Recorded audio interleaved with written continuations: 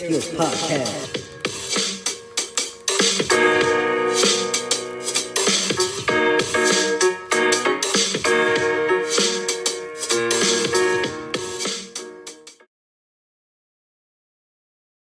What's up, family? This is your boy Malcolm Airbrush Assassin McCray, and you are joining another episode of AirSkillz Podcast. I got my co-host with me.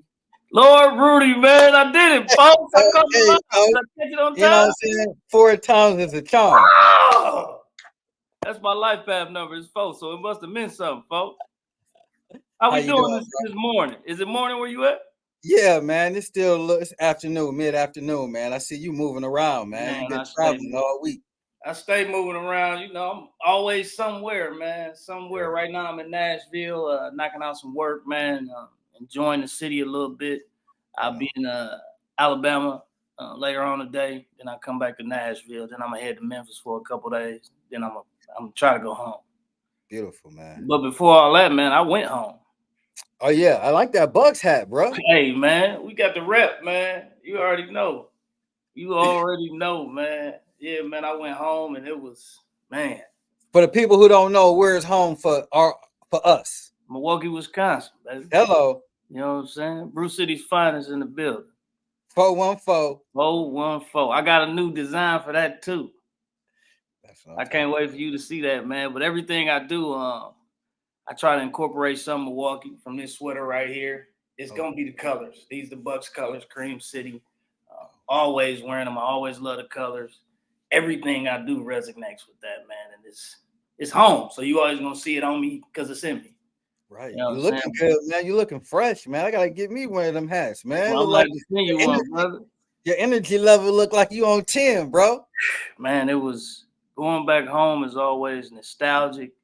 It's always therapeutic. It can be draining at times, but it's definitely a recharge all in the same, man, because you need it. You need that moment to just get all the food you love to eat that remind you from your childhood to adulthood. Man, I ate Rockies like crazy, bro. Rocky with got me some pasties. Oh, you know what I'm saying? Got me some cousins. Oh, you know what I'm saying? Had to. Get it in, son. Yeah, so I got to eat everything that I missed. I got to see some people that I needed to see that I missed. I got the reminder of why I left. Hello. And then I got up out of there. You know what I'm saying? But you know how it is, man. It's that love-hate relationship, man. I love to hate Milwaukee, but I hate that I love it. I love the city, bro. Me too, man. And this time it was therapeutic because I got the opportunity to go to Calm Wellness Service. Okay, what's that, bro? Man, it's an actual wellness service geared towards not just physical health, but spiritual health and mental health. Man, it's a beautiful space. I've never seen anything like it. It's a 2-level. The first level is a massage parlor. The second level, they do everything from Reiki to mental health in there, man. And it's geared just around healing. When I walked in, you could feel it, man. I was there to do an interview with Patrice. Shout out to Trish. Shout out Trish. Yeah, just to do an interview about everything that I do, everything I got going, everything she got going, about the space, about men's mental health. And it was all therapeutic for me. She asked me a question, and when I say it broke me down, it broke me down. Like, she asked me, like, she said, so what do you have going on right now? What are you working on? And instead of going into the normal spiel that we always do because we wear our brand, we are our brand. I got this, I got that, I got this moving, I got that moving. Spirit just told me, you working on yourself. First thing I said, I'm working on me. And as soon as I said that, the tears began to flow. And she was like, how is it going? And I was honest. Told her it ain't going good because it ain't fun working on yourself, bro. Right. It's not fun at all. It's not fun dealing with the aspect of building a better you because it's easier for us to try to build somebody else than build ourselves. Right. And in that whole aspect, I was going through my reminders. You know, I'm big on my reminders. Just going through the reminders of everything that I've been going through. And she asked the same question you asked. What's that? How are you doing it all? Right. Right. And my reply is always, I rely on my reminders, man. It's not easy, but I done been through so much in life and I made it through it. Mm. I'm gonna make it through this too. And if it Mm. ain't okay at that moment, that just means it ain't okay yet. But it's always So, gonna be okay. question. So, when she asked you that question, what kind of triggered the emotions? What kind of triggered that? The reason why I went back home, Mm. I needed to be around family. I needed to be around people who pour into me in their way. Everybody don't pour the same way. Mm. Sometimes it's just, when you go back home, man, that love's something different. The love is Like it's unconditional. genuine. They like you in the building. It's Yeah. laughter, it's hugs, and I needed that. You know what I'm Mm. saying? I needed it in a different way. Mm.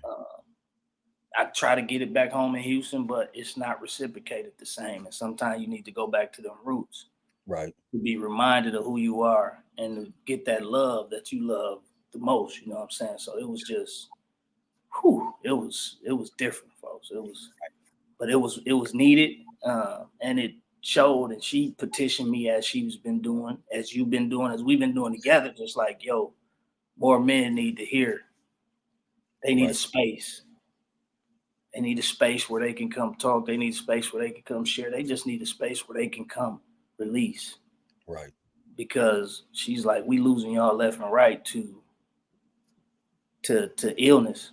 And the Everything. illness comes from the lack of healing and Mhm. harvesting all of the frustration, the anger, the guilt, and the things that we go through on a daily basis and still have to move as if everything is okay. So Right. Right. Yeah. she I mean, like petitioned. you were saying, that that's one of the things that we just kind of do out of habit when somebody's asking you how you doing. You just, oh, I'm I'm good. good. You know, what I'm saying. And you know, I don't know why we became used to saying that. But that's something that we need to kind of slow down and really ask ourselves.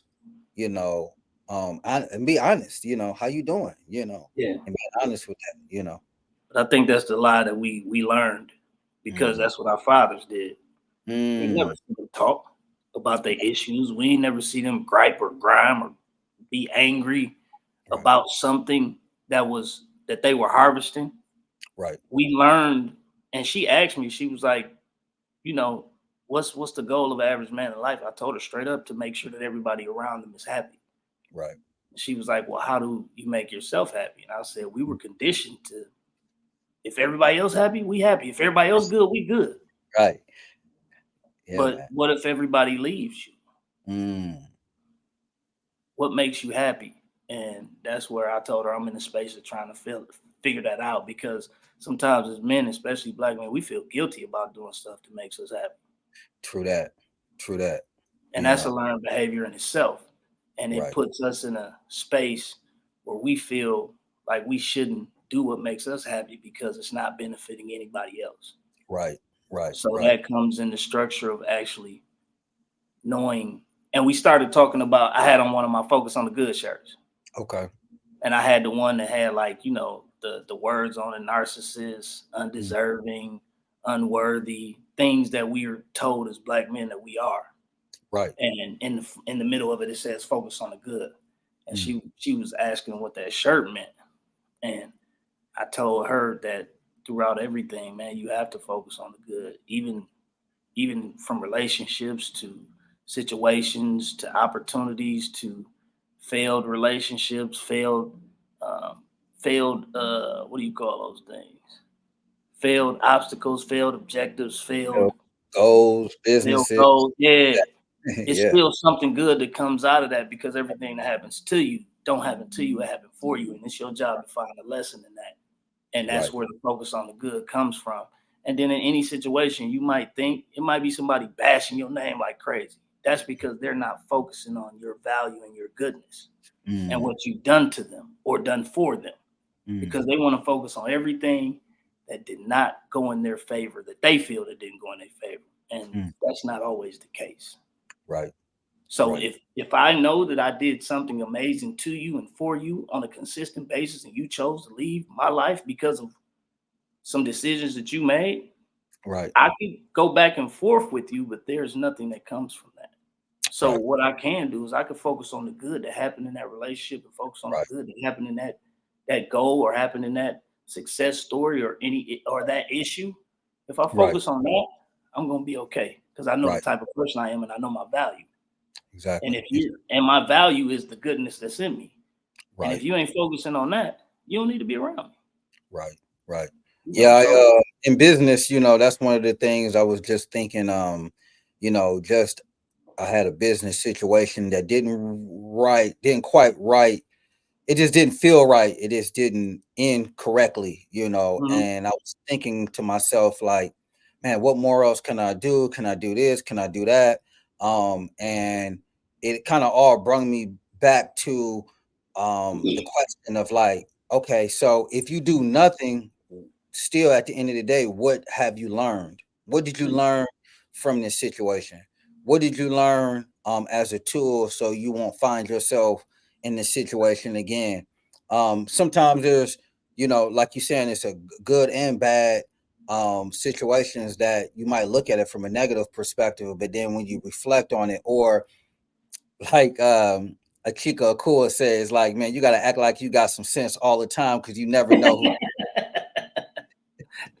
no, you know, you're like, man, you never know who's looking. You got to act like you right. got some sense all the time. So if I just would have japped out, what I'm saying, during a business situation and been like, aggressive, then I wouldn't have had the time to reflect on it and still be able to come back with a different mindset to be able to Mhm. either repair it or be able to move on without any other negative energy being wasted. You know what I mean? Yeah, yeah, like that's deep that you said that. Part of focusing on the good allows you to focus on the things that can repair a situation. Right, Because right, 9 times out of 10, the good is always going to outweigh the bad. You could right, do something amazing for a person 10,000 times over. right, But the one thing they're going to reflect on is that one time that you didn't, instead right. of the 9,990 You times that did. you did. Right, right. But that's a learned behavior as well. Exactly. And that's where we lose sight of the value in people. We Right. don't realize how everybody has value that can help somebody. Man, I Exactly. walked into the grocery store in Milwaukee, and I was in this space just really observing the people, man. And when I walked in, the security guard had such a genuine, peaceful spirit Hmm.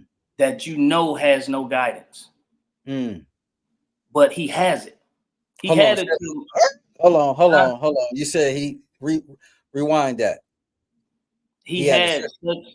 such a man. He had such a peace about him, and just you could tell he was an amazing soul. He just didn't have the Mm. guidance. Mm. But he still was focusing on what he can do. And even as a security guard, typically in Milwaukee, you see an average security guard in the store, he mugging, he looking Right. crazy, he ain't Highly. saying hi. I walked in, the dude was like, "Hey, sir, how are you?" I was like, Am I in Texas?" I'm like, "What's up, man? You all right?" He's like, "Man, it's snowing." He was like, "But it's beautiful." I was like, "Wow." He's focusing on the good. Right. And they say that you always can tell a person's spirit by how the children interact with them. Mm. And his mom was going somewhere. She had stopped the cart. She asked security guard, "Can she leave it there till she go grab something?" Mm. And the son was like, "I'm gonna stay here, mom." She was like, "Okay." He was eating a bag of chips. He asked the security guard, "Hey, you want some of my chips?"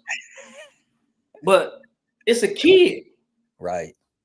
You know what I'm saying? And the kid, he was like, "No, man, but I appreciate you offering." He was like, "Man, you give people stuff all the time." He was like, "Yeah."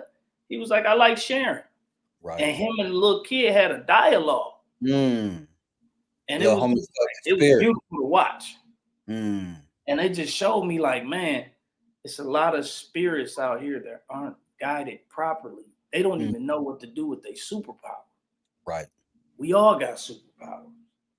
but that's our gift as well, to help one another.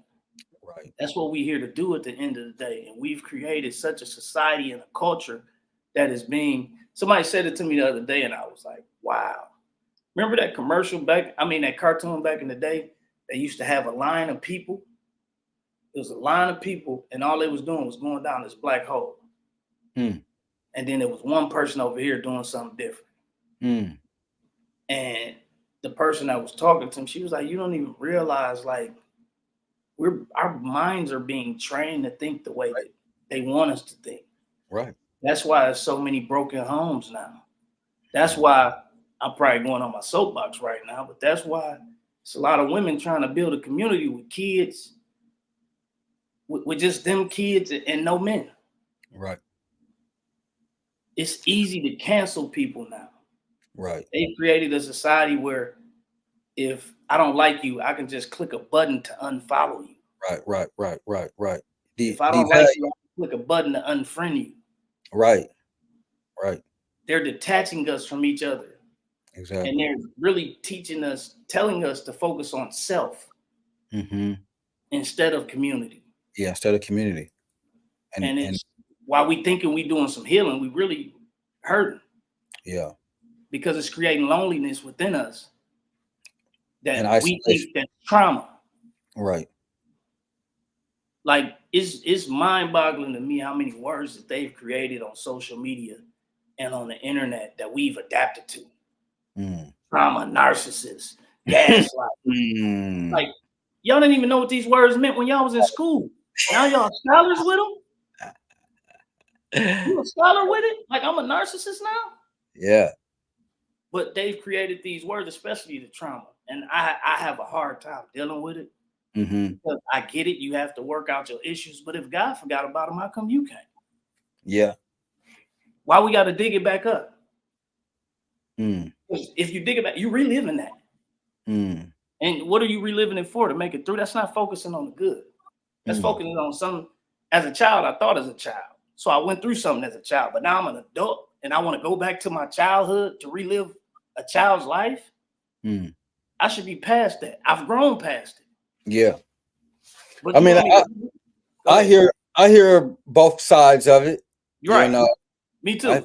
I hear both sides of it. But I know from my own personal healing journey. Yeah. Still constantly healing and working. It's always a never-ending journey. Yeah, man. It's like I think that again, we've been programmed to just swallow it for so long.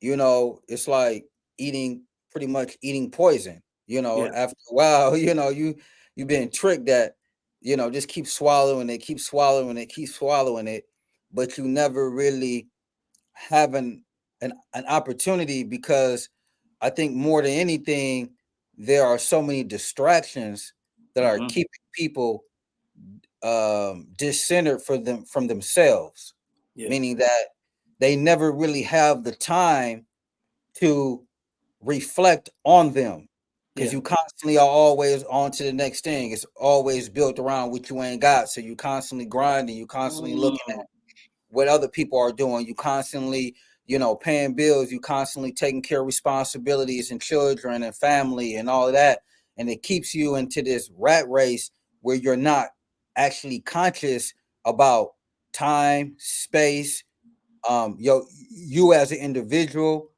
You know, you drown out your inner voice, and a lot of those inner voices are voices of children, our inner child. And us being so busy and wrapped up and occupied with so many different things, we don't spend that time to deal with that inner child, work with that inner child, allow that inner child to come out and play, allow that inner child to be able to have fun, enjoy, experience things, because in our society, we've been sped up so fast to go from, you know, adolescent to grown up. You know what I'm saying? That time in between of the nurturing perspective, all of those different things, a lot of the times those things are carried on through our lives, and we are, you know, living this ongoing cycle without knowing and asking ourselves why, you know, getting to the source of it. So I know we strong as human beings, we strong as men, but for me, it has been specifically the last couple years, like super detrimental to my mental health, and just who I am as an individual, to just deal with some of the upbringing, some of the trauma as we talking about. Because what I also see what happens is that we devalue who we are built around the conversations that we having with ourselves. So that inner conversation, you know, a lot of the times that inner conversation is built around specifically negative triggers, and negative conversations are built around other people's voices Right. of parents, teachers, administrators, security, you know, all of these different things that aren't our own voice. It's like, man, that ain't Right. your own voice, man. Put that down. You know what I'm saying? You walking into a space, and you know, a lot of us are very we are very connected with energy and space and frequency and human connection. So like you Mm-hmm. saying, like coming into this space, going into the store, and immediately negative trigger. Oh, here go the police officer. He go, all right, let me. He gonna be at me. He gonna be looking at me a certain way. Woo, boom, and then you get a positive reinforcement of like, no, man. You know, the world is ain't like that all the time.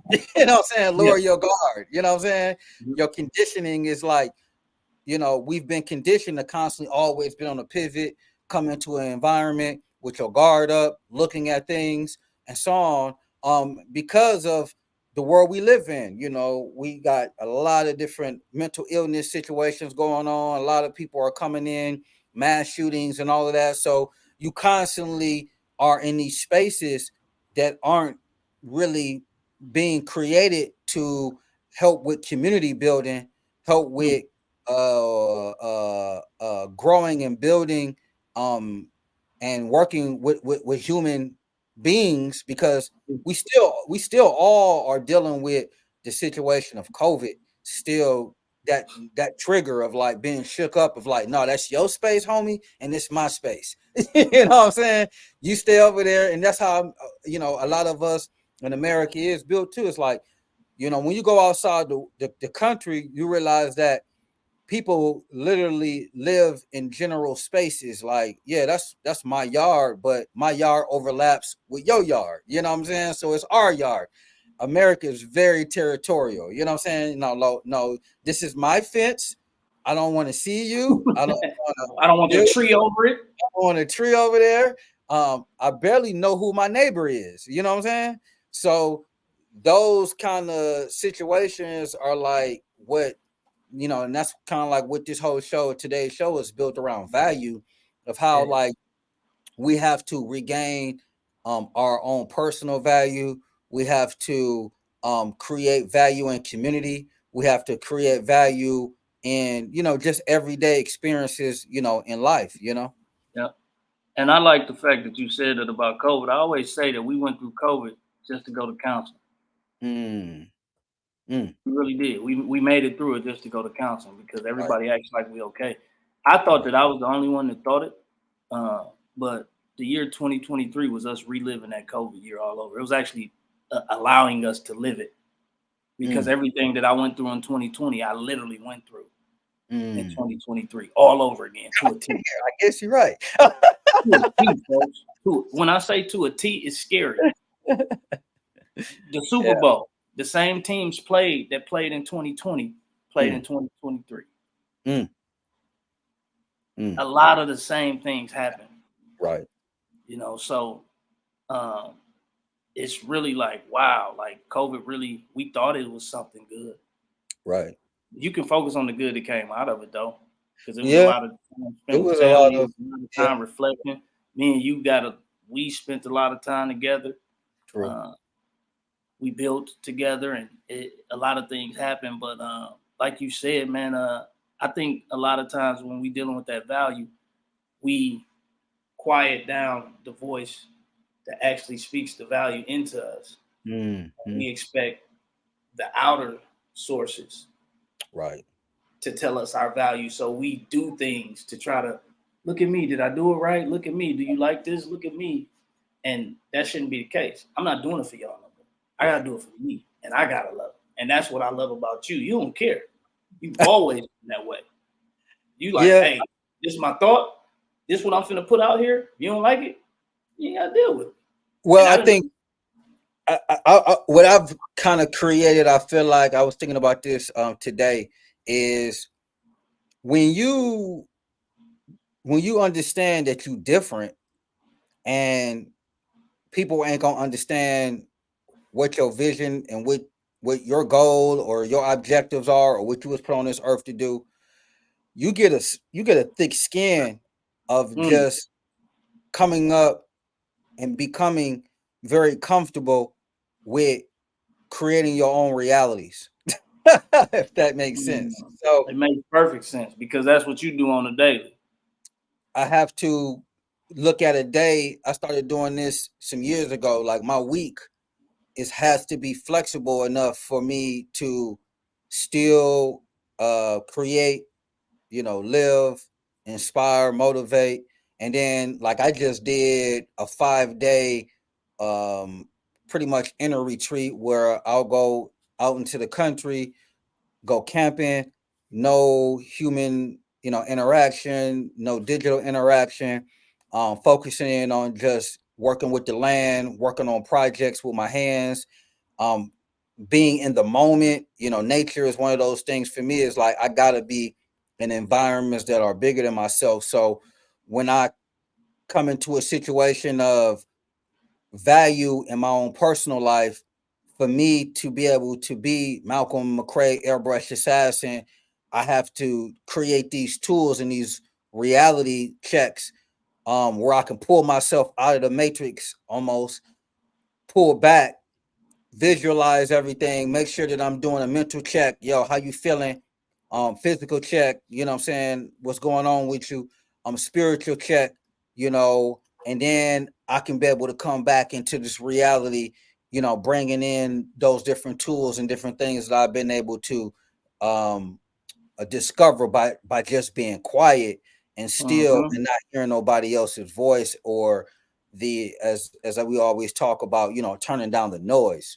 So that's kind of like, my survival techniques, what I'm saying, of how to still be in the matrix, still focusing on business, still focusing on these different things, but also not taking it so serious. Like making sure that I'm pulling time out, like, yo, being a little bit more selfish, you know, making sure that, like, yo, I can't be there for everybody. I got to go unplug. I've done the best I possibly can do to set up systems where people can be where things can be automated, but I can't take care of it all the time, 24 hours a day, and not be able to focus in on being happy and living your truth, Right. Yeah, I agree. Treese asked me something crazy, man. And I told her I was gonna ask you, I'm gonna ask D. She brought up the warehouse and just how dope each and every one of us are. Right. Like, and that's from somebody on the outside looking in. Like she said it hands down, it ain't nobody on this earth that could do what we do. And that's a testament to what you said, everybody being different. It ain't no hair on my head that's the same strand as yours. Right. It ain't no DNA in me that's the same as yours. It might be, but that's way, way, way, way, way down the line. But she said that to say, like, what we had and what we built was what everybody's doing now. And with us evolving to the spaces that we are in now, she asked, could Voltron actually come to life? She did. She said what everybody's missing. First, she pointed out all of our values. And as young men at that time, we didn't even know. We just knew we was some dope cats who could do some dope stuff, and we just want to be in the same space. So let's give them a small snapshot of what the warehouse and what let's give them a snapshot of that time period and all of that good stuff real quick. So in the synopsis, the warehouse was a conglomerate. You had Malcolm McRae, the airbrush assassin, in there. He was clothing design, creativity, t-shirts for the whole city, design for the whole city, airbrushing the whole city, and traveling at the same time. Then you had Divine D in there, music extraordinaire, hustler extraordinaire. He can get anybody in the building, and whatever he was selling, they was gonna buy it. But his focus was music and branding and marketing. Then you had D Papers. He had a recording studio. All the artists in the city recorded there, major artists, you name it. We had that aspect, and guess who created his T-shirts and his business cards and all that? Divine and Mal. Then you had me in the mix, and it was always the question of, what the fuck do you do? But anytime anybody needed something, Rudy, we need this done. Rudy, we need about 15 models. Rudy, we need this. Rudy, we trying to find a client for this. Rudy, we trying to find a customer for this. Rudy, I would make it happen. Right. And I didn't realize my superpower, and they saw it, but they didn't know what it was. But anytime they asked me to get something done, it always got done. Don't forget about the OG Tone. Oh, that was next. You know what I'm saying? That was last but not least. Most definitely. He gave us, we wasn't even on quotes and stuff at that time, man. Mm. You know what I'm saying? But he came through with one: success is a blueprint, failure is a pattern. Mm-hmm. We all live by that. And we didn't even know what we was living by until we got older. I still use it to this day. Yeah, definitely. Tone was the elder in the building who had the building. He was the builder. Yeah. Anything you needed built, nah, we ain't gonna use that. You know what I'm saying? We gonna grab that. We don't need to go buy no supplies. We got supplies right here. Right. You know what I'm saying? Then we had the elder on top of the elder, which was Pops. Right. And he just sit back and just throw jewels 24/7. Throwing them. Here go a nugget. Here go a nugget. And we had some young cats around us. We had Wavy them, True Soul, the band. Mm-hmm. Oh my God, that was their rehearsal spot. Mm-hmm. We just allowed people to use the space to be creative. It was pretty much now all around the country, the world. You hear that term collaborative workspace. It was the original version of a collaborative workspace. You know, we had a 2007. We talked about probably a 5,000 square foot, probably bigger than that. I think it was at least 10 to 15. 15,000 square foot warehouse where we could shoot, film, everything, do, live music, band, rec room, and everything. So, we pretty much brung all of our powers together underneath one roof and utilize it as a tool as to just conquer a lot of different, wasn't really nothing coming in from through Milwaukee that had anything to do with media or events that we wasn't touching. You know what I'm saying? So, hey, we need y'all over here. All right. Videography, photography, music. If it had to do with anything that needed to be created, we created. Right. We created it. Right. We created it. And you was the first to leave. Yeah, probably. You was the first to leave because you and Pape, y'all went on a tour for like 2 months. Yeah, we went on a tour. Yeah. I went on a tour for 2 months and you was airbrushing around the country. Right. And when y'all came back, you was like, yo, I found this area, Cape. And yeah, you was like, I got this lady, gonna give me a building. I'm out of here. Right. Right. He leaving? Yeah, man. It was a true incubator. Yep. So you bounced, and then we were doing High School Celebrity. Mm-hmm. And then after High School Celebrity, I had to get up out of there, man. Yeah. You was the catapult, like he ain't coming back. Right. Right. Like, he can do it. Right. I'm out of here. So that kind of broke the band up. But she asked that question because she was like, y'all still in touch with each other. Y'all all doing your own thing. Right. Mm-hmm. She was like, have y'all ever thought about it? And I told her, we've had some conversations and anything is possible. We collabing right now. Yeah, man. We collabing right now. But she just brought it up because she was like, it's everything that everybody's doing now. Right. It only makes sense. Y'all was so far ahead of y'all time. It only makes sense. It's, I'm just saying. So, but everybody has so much value in that building. Right. Everybody has so much to bring to the table. And to this day, when we look about, how everybody was able to take their thing. I forgot about Boogie, man. Boogie, Ray Nitty was coming through there every day. If you look at pretty much, it was like a catapult. Everybody was able to come through there, catapult, to do some amazing things, to continue on, with their dreams and their ambitions. So, that's the beautiful thing about collaboration and making it a win-win situation, is because, like, we talking about, 15, 17 years, later, at any time, we could, link up with any person of that tribe and still be able to get down and do what we need to do. You know what I'm saying? Look where everybody is now. Right. Like doing amazing things, Amazing things. You got Wavy with Wyclef. Right. You with the whole, man, I can't wait to get back to the land, bro. Yeah, man. I look at them videos 24/7, man. What's that?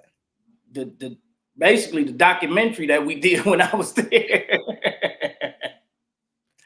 You literally could just put them clips in CapCut and just post that right now. I'll get right here. So he talking about my property down in Illinois.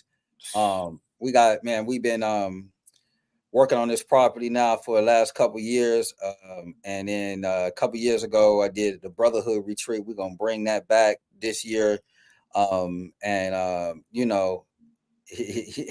was a great time. It was a beautiful time. So that's what he's talking about. I'm gonna show some clips and some videos and bring all of that stuff back on the YouTube page. So definitely be looking out for it. Just going to the space, you already know. We always looking for validation. Right. We always looking for validation. Just going to the space and you allowing me to cook. Mm-hmm. That was just, it solidified it for me. Like, yo, you got something. Like this is, and I got to cook on an open flame, man. Yeah, on open flame, man. I was cooking all when I was just there. I was doing all outdoor cooking, thinking about you. Like, yeah, man. That was the dopest experience ever, bro. Watch how y'all ate it. I was like, because I know y'all ain't gonna hold no bars with me. Like, yeah, folks, you need to hang this up. Y'all was in that joint, like, yep. Everything was gone. Yeah. And just imagine like how we're gonna take that, and then we're gonna be able to take that all over the world. So the Africa retreat, we're gonna do that same kind of concept. Taking these different things, these tools to be able to inspire and to be able to uplift the spirit, because that's what it's all about, man. And we got to be able to do these things, because if we don't do it for ourselves, ain't nobody gonna do it for us. None at all. Nobody. So if I could take something from today, I would say that the word for the day was value. Value within yourself, value within the things that you aspire to do, value within the creativity that you bring to the world, and most of all, the value that we see in each other, and just encouraging and pouring into that, man. I appreciate you for constantly doing it for me, because it's the reminder of the value that I have, and I hope that I do the same for you. Definitely, bro. So, that's what the tribe is all about. Each one teach one. That's what it's all about. Each one reach one. Yes, sir. That's how we get the love, homies. We got the reach. You know what I'm saying? Straight up. So you got something for us today? Yeah, man. I got a little something for the day, man. The blueprint.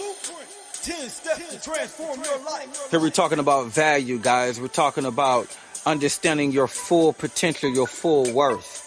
See, if you don't understand your value as an individual, or the value of your talent, or the value of your skill, or the value of who you are and what you represent, if you don't understand the value of that, then somebody else should tell you what the value of who you are is. Here we're talking about this aspect of understanding what you're truly worth. A lot of times as an artist, I have to deal with this mentality. I do a lot of coaching. I've always been around creative individuals. And a lot of times what happens is creative individuals do creative things with ease. And when you do something with ease and with little effort, sometimes you lack the value in it. You do it so easily that you say, you know what? Maybe this is not even valuable. I don't want to charge what I normally would charge for this because I'm just having fun with it. It's just a hobby, right? But what you have to understand is everybody is blessed with a talent. And you don't really understand and really use your talent to its true or its highest potential unless you understand the value of what you have. It's like fool's gold. If you don't understand the value of real gold, then somebody can be able to sell you anything. Somebody will be able to give you some fool's gold and confuse you. Tell you that it's real. See, the value in your craft, your understanding your true potential and your true value is one of the most important keys to success. I'm an artist. When people come to me and they ask me to be able to produce a live commission piece, a painting for them, it can be for their home, for their business. And I have to be very clear on what my value of my art is worth. If I'm not clear, then my clients won't be clear. I have to deal with this mentality, this starving artist mentality inside the creative spirit. When I say the starving artist mentality, I'm telling people are telling their kids not to be artists because, quote unquote, this starving artist picture that they paint of an artist who is poor. And not only is it a picture that they're painting, it's a picture that most artists believe within inside themselves. See, they don't really understand and see the true potential of their talent. So they sell it for cheap or they give it away. I know so many talented individuals who never use their talent to their full potential. I know so many artists who get abused in business because they don't understand their true value. I got abused in business because I didn't understand my true value. I remember I was doing a job for a client, and this person told me what they were going to pay me. I did the project, and I did it with 110% of all of my energy. And I remember when I got paid at the end of this project, I felt worthless. Like the time that I put in compared to the money that he gave me couldn't compare. I remember feeling like I got used and abused. This person took advantage of my talent. And due to the fact I didn't understand my own value, I couldn't blame this person. See, when you're going through life, you're going to be meeting so many different characters, so many different individuals, so many different people that might see something within inside you that you don't see within inside yourself. I didn't realize that I was an international artist until somebody paid for me to go to Australia. I was hired to go do a job in Australia. And when I did that job, I remember being in Australia for 3 weeks. And I was getting ready to have to come back to Milwaukee, where I was born and raised and where I had a business. I was making over $100,000 a year. But I realized and I knew that I had something bigger within inside myself. See, I was making this money, but it was built around these death and memorial t-shirts. I'm talking about in poor areas across the country, specifically Latino and African American communities. We do these memorial t-shirts where we represent and show love to our dead by wearing these t-shirts. And I was making all of this money, but I was spending all of my energy and all of my time dealing with the death of my community. I knew that I had something else, that I knew that I was put on this earth to do something greater than to be in an airbrush shop doing memorial t-shirts. Yeah, the money was great, but I knew that I had untapped value. I didn't really understand this until I get a call from a client of mine who wanted me to do a masterpiece for him. He took this masterpiece and went to Australia on vacation. Somebody seen this masterpiece. I literally get a call from Australia, from an organization, from a company asking me to come over to show them how I created this piece of art. I didn't really understand my true value. But I remember when I was in Australia, I knew that something had to change in my life when I came back to America. Because obviously, somebody seen something better, something greater in me than I seen in myself. I didn't expect me. I could never even dream that I would be in Australia. But once they flew me to Australia and took care of my room and board and all of my expenses, I said, oh man, it changed my perspective. It gave me value. I use it as a tool to keep pushing. If I can go to Australia, I can go anywhere in the world. I use it as a tool to be able to change my mentality and as fuel to be able to push me for greatness. See, value is a sense of purpose. It gives you ammunition to fight every day. And once again, if you don't know your true value, life and other people will tell you what you're worth. So understand your value, family. Understand your talent. Understand that your journey for success is going to be built around understanding how much time, money, energy, purpose, understanding your true potential, and also understanding how much energy you're going to be able to put into your journey because you understand that it's worth it. It's all worth it. See, I went through the journey of having nothing, being homeless, going through trials and tribulations and hardships in my life. And I'm here to tell you that it's worth it. Find your true value. Use your true value as a tool to build self-worth in your mission every day. Your value is so important because it helps you to be able to take your vision and create necessary tools. Use these tools, these goals, and objectives in your everyday struggle, in your everyday life to create stepping stones to victory.